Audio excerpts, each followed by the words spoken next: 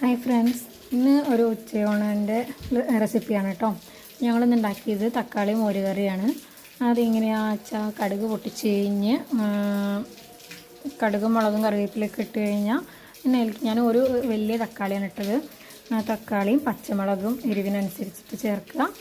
എന്നിട്ട് അതിലേക്ക് മഞ്ഞൾപ്പൊടി, മുളക് പൊടി, ഉപ്പ് ഇത്രയും ചേർത്ത് കുറച്ച് അത് വേവാൻ മാത്രം ആവശ്യമുള്ള വെള്ളവും കൂടെ ഒഴിച്ചിട്ട് അതൊന്ന് മൂടി വെച്ച് വേവിക്കുക കേട്ടോ. അപ്പോൾ അത് അവിടെ നിന്ന് വേവുന്ന നേരം കൊണ്ട് അതിലേക്ക് തേങ്ങയും ജീരകവും കൂടെ നമുക്ക് അരച്ചെടുക്കാം. തക്കാളി നന്നായിട്ട് വെന്തുടഞ്ഞാൽ ഒന്നുകൂടെ നന്നായിട്ടോ.